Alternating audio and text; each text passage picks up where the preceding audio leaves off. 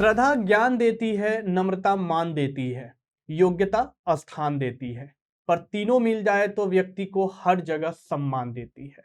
जी हाँ, बिल्कुल सही बात है, क्योंकि अगर आपके अंदर ये तीनों जो है विद्यमान हो जाते हैं तो आप हर जगह सम्मान के हकदार हो जाते हैं।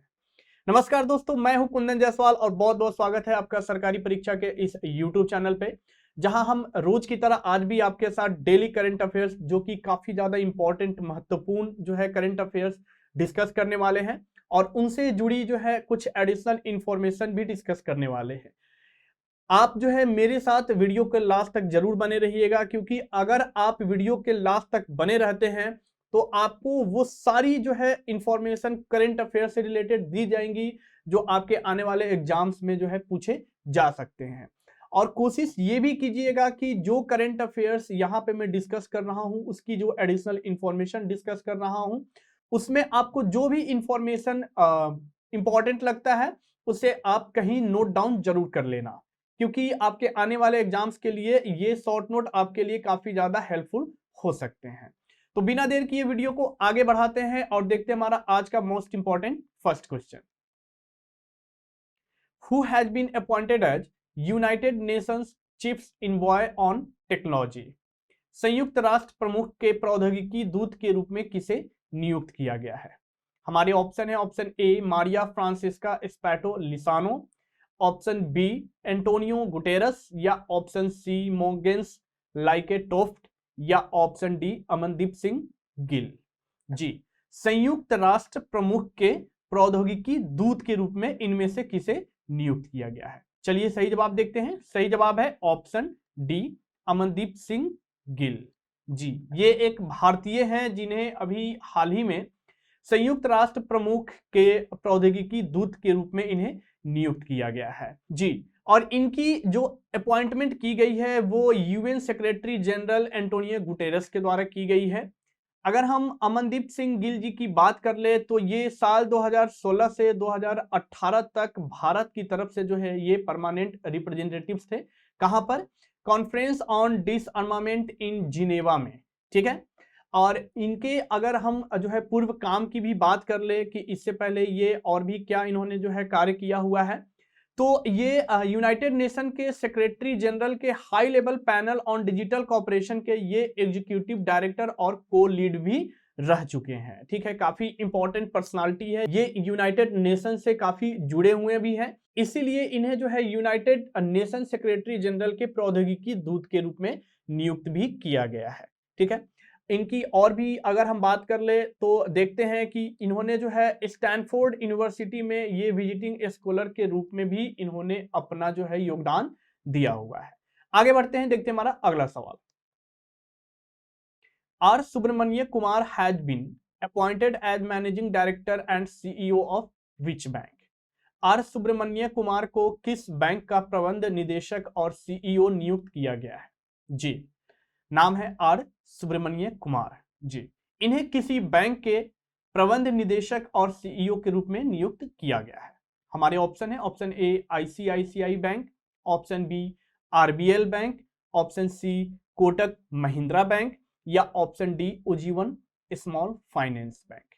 इन्हीं में से एक बैंक में इन्हें जो है उस बैंक के प्रबंध निदेशक और सीईओ के रूप में नियुक्त किया गया है। चलिए सही जवाब देखते हैं। सही जवाब है ऑप्शन बी आरबीएल बैंक, यानी कि आरबीएल बैंक के प्रबंध निदेशक और सीईओ यानी कि मैनेजिंग डायरेक्टर और सीईओ के रूप में आर सुब्रमण्य कुमार को नियुक्त किया गया है। इनकी जो नियुक्ति की गई है उसकी जो अप्रूवल दी गई है वो रिजर्व बैंक ऑफ इंडिया के द्वारा दे दी गई है, और इन्हें जो नियुक्त किया गया है उसकी ड्यूरेशन है 3 इयर्स, यानी कि इन्हें 3 साल के लिए इस बैंक के एमडी और सीईओ के रूप में नियुक्त किया गया है। इनके बैंकिंग एक्सपीरियंस की अगर हम बात कर ले तो इनके पास जो है 40 इयर्स ऑफ जो है एक्सपीरियंस है बैंकिंग के फील्ड में, और इससे पहले इन्होंने जो है इंडियन बैंक और इंडियन ओवरसीज बैंक के एग्जीक्यूटिव डायरेक्टर के रूप में भी काम किया हुआ है। साथ ही साथ ये इंडियन ओवरसीज बैंक के मैनेजिंग डायरेक्टर और सीईओ भी रह चुके हैं, लेकिन अभी ये आरबीएल बैंक के सीईओ और एमडी के रूप में नियुक्त किए गए हैं। आगे बढ़ते हैं, देखते हैं हमारा अगला सवाल। Where has finance minister Nirmala Sitharaman has inaugurated the national museum of customs and GST धरोहर। वित्त मंत्री निर्मला सीतारमन ने सीमा शुल्क और जीएसटी का राष्ट्रीय संग्रहालय धरोहर का उद्घाटन कहाँ किया है? जी, एक जो है म्यूजियम की जो है निर्मला सीतारमन जी द्वारा उद्घाटन किया गया है। और ये जो म्यूजियम है ये देश में अपने तरह का जो है एक खास म्यूजियम है, क्योंकि ये नॉर्मल म्यूजियम नहीं है। ये म्यूजियम रिलेटेड है सीमा शुल्क और जीएसटी से रिलेटेड, ठीक है।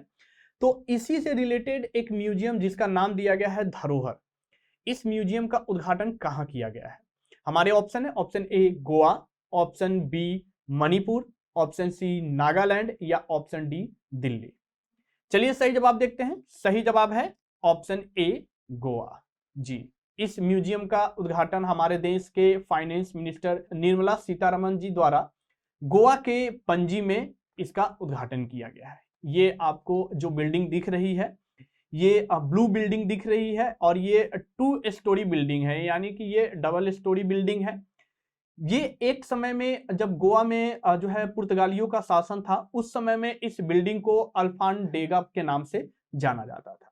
इसी बिल्डिंग में अभी हाल ही में जो है देश का अपना, यानी देश में जो है एक ऐसा म्यूजियम खोला गया है राष्ट्र लेवल पे, नेशनल लेवल पे, जो कि जीएसटी और जो कि एक तरह से हम कह सकते हैं कि कस्टम से रिलेटेड जो है ये म्यूजियम्स खोले गए हैं। धरोहर एक तरह का जो है ऐसा म्यूजियम है देश में जहां पे कस्टम्स के द्वारा जो भी जो है आर्टिफैक्ट से रिलेटेड, जो भी कलाकृति से जो रिलेटेड जो सामान है उसे सीज किए गए हैं और इस म्यूजियम में उसे सजाए गए हैं। साथ ही साथ इस म्यूजियम में कस्टम डिपार्टमेंट्स के द्वारा कैसे कैसे कार्य किए गए हैं, इन सब का भी विवरण इस म्यूजियम में दिया गया है। आगे बढ़ते हैं, देखते हैं हमारा अगला सवाल। Ecuador, Japan, Malta, Mozambique and dash have been elected as non permanent members of UN security council. Ecuador, Japan, Malta, Mozambique और डैश यानी कि फिल करना है आपको, को संयुक्त राष्ट्र सुरक्षा परिषद के अस्थायी सदस्य के रूप में चुना गया है। यानी कि इन देशों के अलावा एक और देश है जिसे संयुक्त राष्ट्र सुरक्षा परिषद के अस्थायी सदस्य के रूप में अभी हाल ही में चुना गया है। चलिए ऑप्शन आपको बताते हैं। Option A India, option B Kenya, option C Switzerland या ऑप्शन डी नॉर्वे। ये चारों के चारों जो ऑप्शन आपको दिख रहे हैं ये चारे के चारों जो है संयुक्त राष्ट्र सुरक्षा परिषद के अस्थायी सदस्य ही है। लेकिन अभी हाल ही में जो है इसमें कुछ चेंजेस किए गए हैं और इन कंट्रीज के अलावा एक और कंट्री है जिसे इस संयुक्त राष्ट्र सुरक्षा परिषद के अस्थायी सदस्य के रूप में अभी हाल ही में चुना गया है। चलिए सही जवाब देखते हैं। सही जवाब है ऑप्शन सी स्विट्जरलैंड। जी, यानी कि इक्वाडोर, जापान, माल्टा, मोजाम्बिक और स्विट्जरलैंड को अभी संयुक्त राष्ट्र सुरक्षा परिषद के अस्थायी सदस्य के रूप में चुना गया है। इस इंफॉर्मेशन को आप जरूर नोट कर ले क्योंकि ये आपके आने वाले एग्जाम्स में जरूर पूछे जाने वाले हैं, ठीक है। चलिए इसके बारे में एडिशनल इंफॉर्मेशन जानते हैं। जी, इनकी जो है इन्हें जो चुना गया है यूनाइटेड नेशन के सिक्योरिटी काउंसिल में, वो 2 साल के लिए चुना गया है, ठीक है। यानी इनकी जो इफेक्टिव डेट होगी वो होगी 1 जनवरी 2023 से 31 दिसंबर 2024 तक, यानी 2 साल के लिए इन देशों को जो है संयुक्त राष्ट्र सुरक्षा परिषद के अस्थायी सदस्य के रूप में चुना गया है, ठीक है। अब ये किसका स्थान लेंगे, यानी किन देशों का स्थान लेंगे ये देखते हैं। तो ये सारे के सारे देश इंडिया, आयरलैंड, केन्या, मेक्सिको और नॉर्वे देश के स्थान पे चुने गए हैं। जी, मोजाम्बिक और स्विट्जरलैंड की बात कर ले जिन्हें अभी हाल ही में चुना गया अस्थायी देश के रूप में, सदस्य के रूप में, तो ये जो है इस सिक्योरिटी काउंसिल में ये इनसे पहले कभी शामिल नहीं हुए थे। यानी कि यूनाइटेड नेशन में जो टोटल जो है कंट्रीज चुने जाते हैं वो 15 चुने जाते हैं, जिसमें से 5 जो है होते हैं वो परमानेंट होते हैं और 10 जो होते हैं वो क्या होते हैं, अस्थायी होते हैं, जो कि नॉन परमानेंट होते हैं, परमानेंट वो नहीं होते हैं। तो उन्हीं में से अभी हाल ही में जो है 5 कंट्रीज को रिप्लेस किया गया है और इन 5 कंट्रीज को जो है उनमें शामिल किया गया है। आगे बढ़ते हैं, देखते हैं हमारा अगला सवाल। Who has won the title of Norway chess group A open chess tournament? Norway शतरंज ग्रुप ए ओपन शतरंज टूर्नामेंट का खिताब किसने जीता है? जी, ओपन शतरंज टूर्नामेंट के नॉर्वे शतरंज ग्रुप ए का खिताब के बारे में यहां पे चर्चा की जा रही है। उसके विजेता किसे चुने गए हैं? ऑप्शन है, option A Parimarjan Negi, option B Dommaraju Gukesh, option C Ramesh Babu Praggnanandhaa नंदा, या ऑप्शन डी निहाल सरी। जी, ये चारों के चारों जो है ये हमारे देश के ग्रैंड मास्टर हैं चेस में, ठीक है। और इनमें से एक ने अभी हाल ही में नॉर्वे शतरंज ग्रुप ए के ओपन शतरंज टूर्नामेंट का खिताब अपने नाम कर लिया है। सही जवाब है ऑप्शन सी रमेश बाबू प्रज्ञान नंदा। जी, इनका नाम आपने जो है कई बार सुना होगा, क्योंकि इन्होंने जो है अभी हाल ही में एक दूसरा खिताब भी अपने नाम किया हुआ था, और अभी जो है ये नॉर्वे शतरंज ग्रुप ए के ओपन शतरंज टूर्नामेंट का भी खिताब अपने नाम कर लिया है। रमेश बाबू प्रज्ञानंदा की अगर हम बात करें तो इन्होंने जंग मिन सीईओ को हराकर ये खिताब अपने नाम किया है। इसी नॉर्वे चेस 2022 टूर्नामेंट के अगर हम विनर की बात करें तो मैग्नस कार्लसन, जो कि वर्ल्ड फेमस खिलाड़ी है, ये इस टूर्नामेंट के विनर रहे हैं। और भारत के ग्रैंड मास्टर विश्वनाथन आनंद इस टूर्नामेंट में थर्ड प्लेस जो है इन्होंने हासिल किया है। आगे बढ़ते हैं, देखते हैं हमारा अगला सवाल।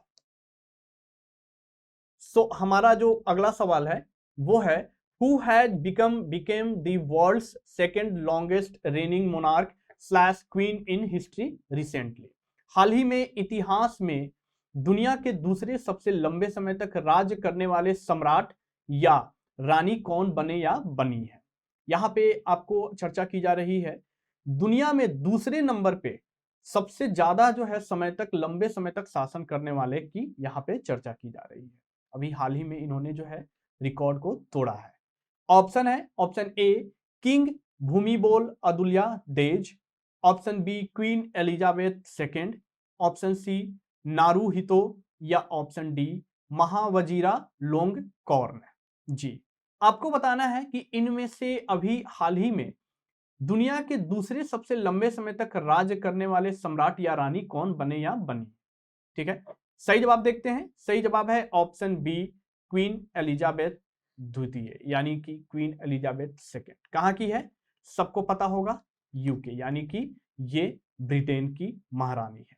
जी, इन्होंने अभी हाल ही में जो है थाईलैंड के जो है सम्राट भूमिबोल अदुल्यादेज को पीछे छोड़ दिया है, यानी कि सबसे लंबे, दूसरे सबसे लंबे समय तक शासन करने के मामले में।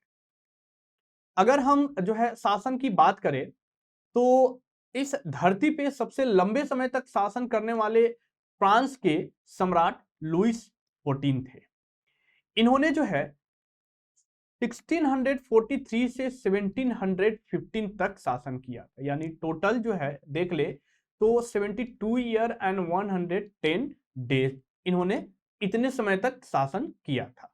ठीक है, और दूसरी जो बनी है वो क्वीन एलिजाबेथ द्वितीय बन गई है, यानी इन्होंने जो है लुइस 14 के बाद जो है इन्होंने सबसे लंबे समय तक शासन किया है।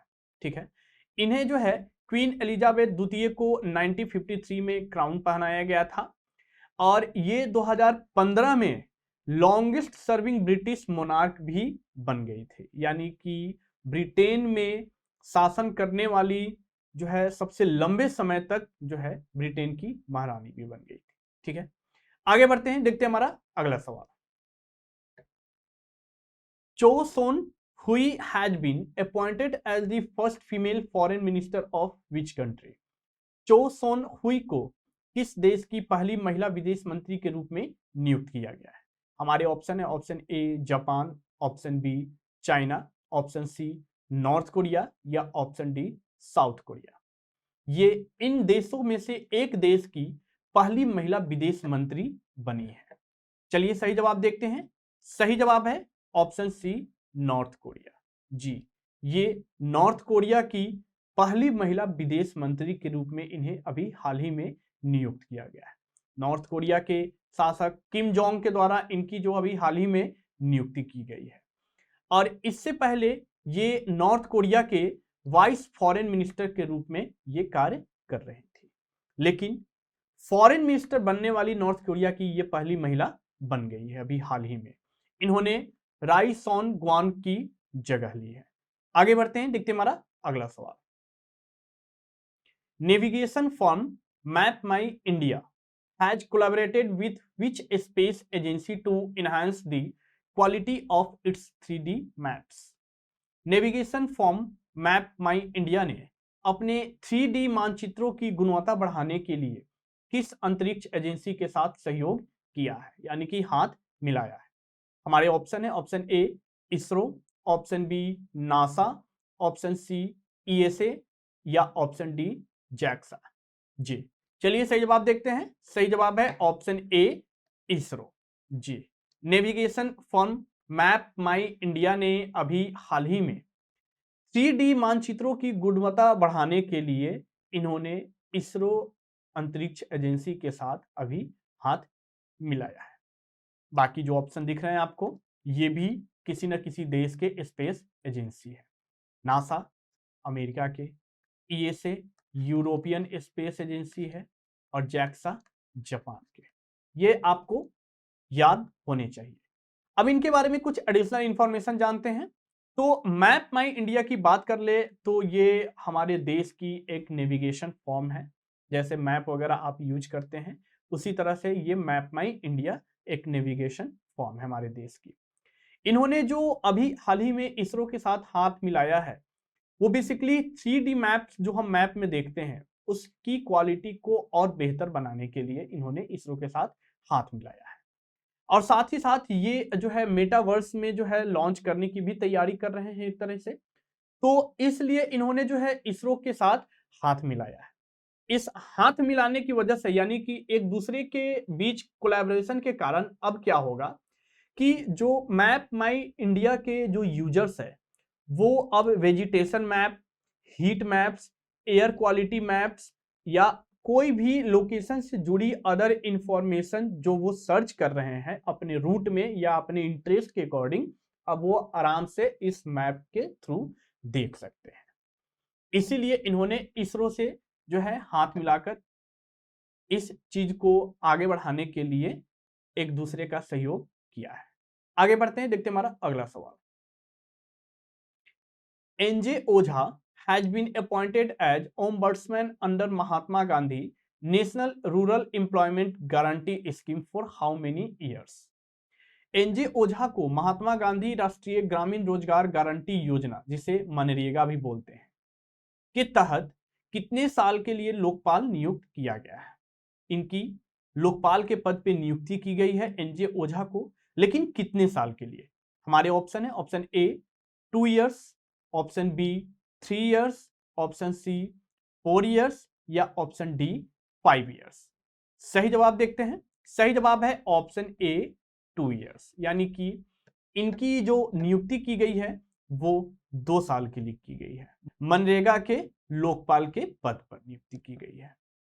और अगर हम इनकी पावर की बात कर ले कि अब जब ये मनरेगा के लोकपाल बन चुके हैं तो इन्हें जो है मनरेगा स्टाफ के द्वारा लगाए गए कोई भी एलिगेशन को इन्हें इन्वेस्टिगेट ये कर सकते हैं, साथ ही साथ उन्हें कंसीडर कर सकते हैं, देखरेख कर सकते हैं और 30 दिन के अंदर जो है एक प्रणाली जो है तैयार कर सकते हैं उसको सॉल्व करने के लिए। मनरेगा की बात कर ले तो मनरेगा 2006 में जो है इसकी लॉन्चिंग की गई थी और उस समय के तत्कालीन प्रधानमंत्री मनमोहन सिंह के द्वारा की गई थी। आगे बढ़ते हैं, देखते हैं हमारा अगला सवाल। Who has become the youngest girl in India to wave the Indian flag at the base camp of Mount Everest? Mount Everest के आधार शिविर पर भारतीय ध्वज फहराने वाली भारत की सबसे कम उम्र की लड़की कौन बन गई है। हमारे ऑप्शन है, option A Saanvi Sood, option B Jyoti Kapoor, option C Jahnvi Sinha या ऑप्शन डी खुशी गुप्ता। सबसे पहले हम सही जवाब देखते हैं। हमारा सही जवाब है ऑप्शन ए, सानवी सूद। जी, सानवी सूद ने अभी हाल ही में ये भारत की पहली ऐसी सबसे कम उम्र की लड़की बन गई है जिन्होंने माउंट एवरेस्ट के बेस कैंप पे जाकर, एक हाइट है, उस हाइट पे जाकर इन्होंने जो है भारतीय ध्वज को फहराया है। और इस ध्वज को फहराने वाली ये भारत देश की सबसे कम उम्र की जो है लड़की यानी माउंटेनियर बन गई है। अगर हम इस हाइट की बात कर ले कि कितने हाइट थे इस माउंट एवरेस्ट के बेस कैंप के, जहां जो चढ़ाई शुरू की जाती है, मानी जाती है कि यहां से माउंट एवरेस्ट की जो है चढ़ाई शुरू होती है, एक बेस कैंप है, वहां तक की हाइट है 5364 metres above the sea levels. और इस हाइट तक पहुंचने वाली और वहां जाकर भारतीय ध्वज को लहराने वाली सानवी सूद हमारे देश की पहली लड़की बन गई है।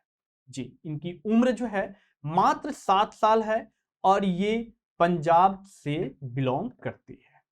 हालांकि ये ऊपर भी जाना चाहती थी, लेकिन इनकी कम उम्र होने के कारण इन्हें जो है अलाउ नहीं किया गया बेस कैंप से आगे बढ़ने के लिए।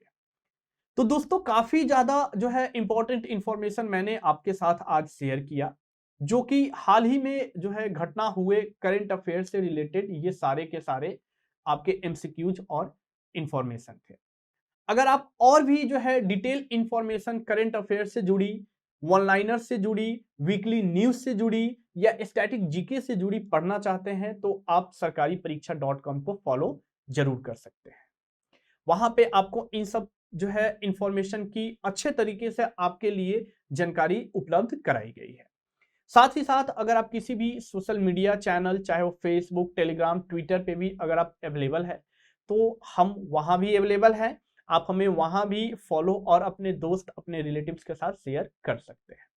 अगर आपको ये वीडियो पसंद आया है तो आप इस वीडियो को लाइक करें, अपने दोस्त, अपने रिलेटिव्स के साथ जो एग्जाम की तैयारी कर रहे हैं उनके साथ जरूर शेयर करें, और साथ ही साथ हमें कमेंट करके जरूर बताएं कि आपको आज का वीडियो कैसा लगा।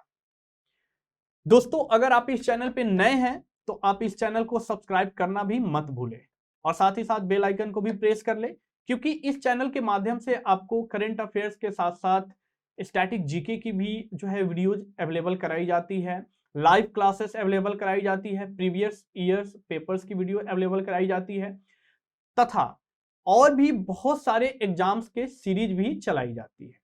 तो आप अगर इस सरकारी परीक्षा के चैनल को जो है सब्सक्राइब करके इसके बेल आइकन को प्रेस करते हैं तो ये सारे के सारे वीडियोज की नोटिफिकेशन आप तक पहुंच जाती है।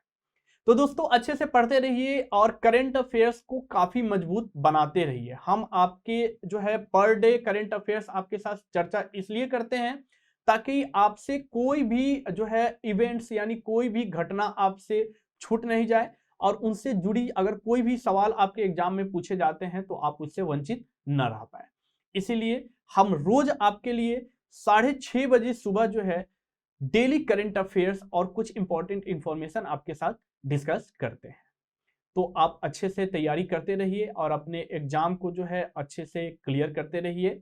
मिलते हैं आपसे अगले वीडियो में, तब तक के लिए नमस्कार।